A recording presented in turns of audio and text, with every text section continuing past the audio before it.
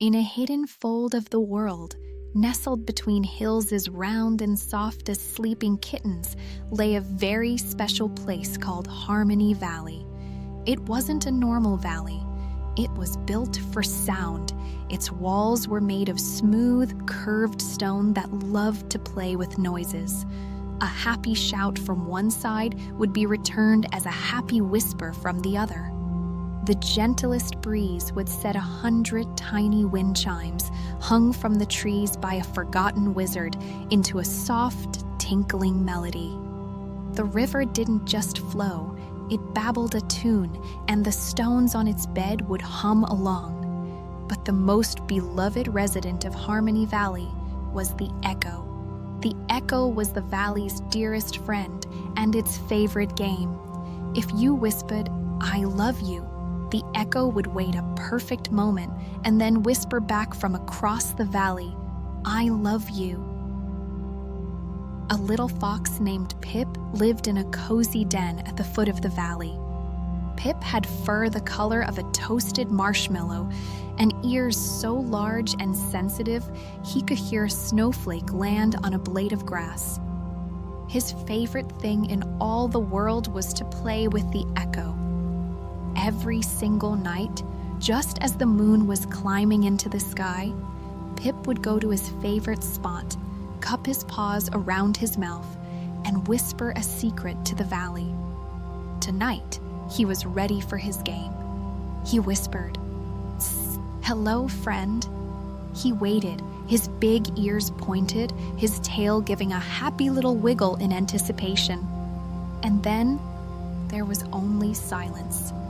The wind chimes tinkled, the river babbled, but the valley wall gave nothing back. Pip frowned. That was strange.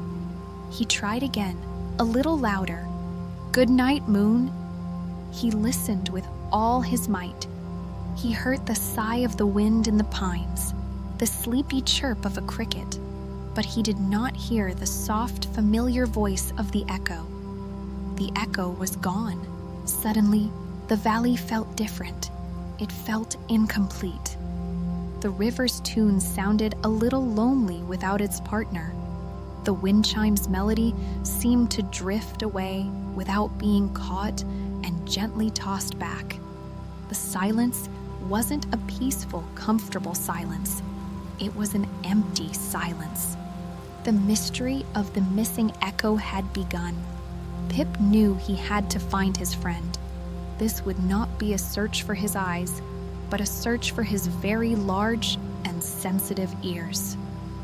He had to listen for what was missing. He padded silently over to the ancient grove of pine trees, where the night wind liked to rest before its journey across the world.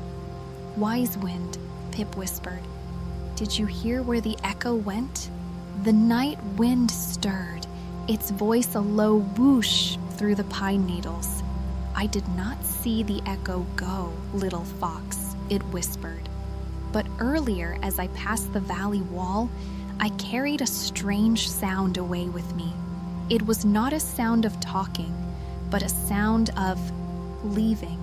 It was the sound of tiny, soft footsteps made of silence. Footsteps made of silence." Pip tilted his head. That was a very curious clue. "Which way did you carry this sound?" Pip asked. The wind blew gently, guiding him to a path that led out of the valley and up a long, winding hill.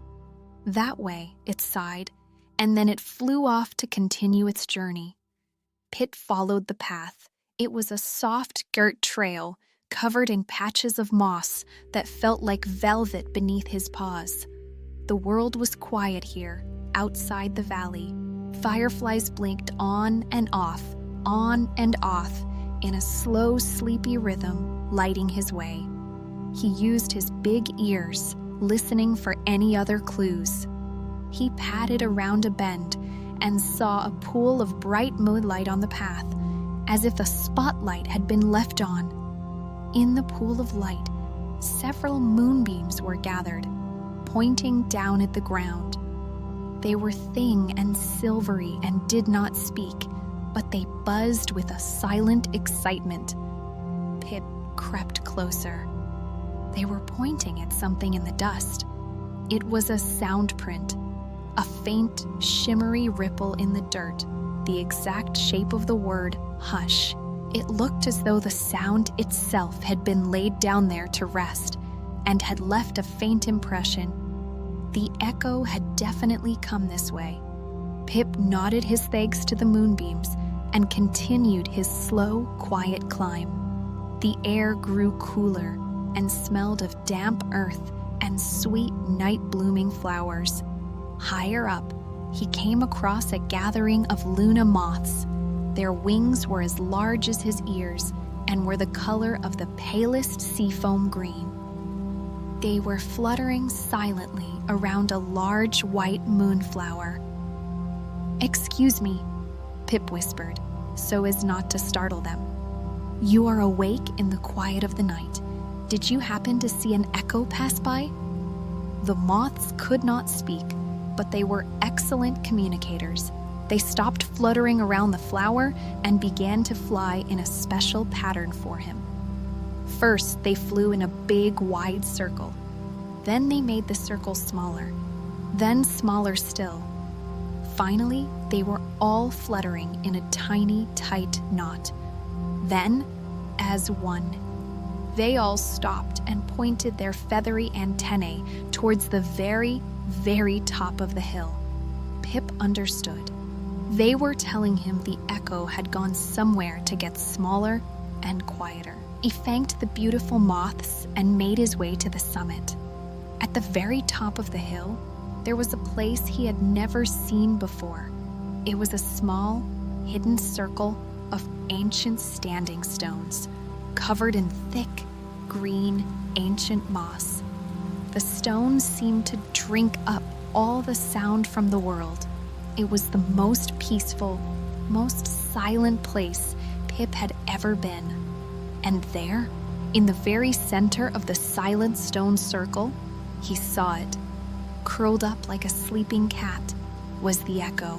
The echo was not a creature of fur or feathers.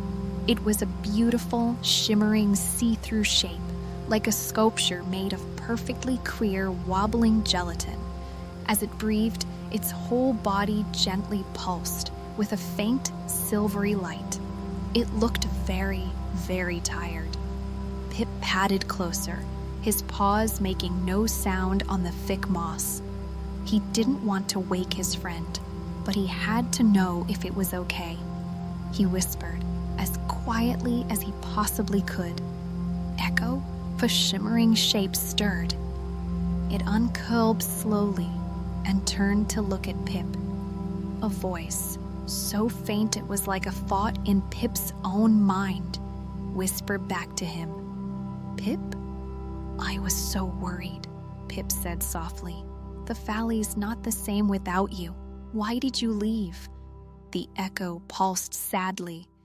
"I did not leave," it whispered, its voice as faint as the memory of a sound. "I was just so tired. All day long, I catch the happy shouts of the children. I catch the birds' bright songs. I catch the laughter and the music. I love my work, but I give every sound back.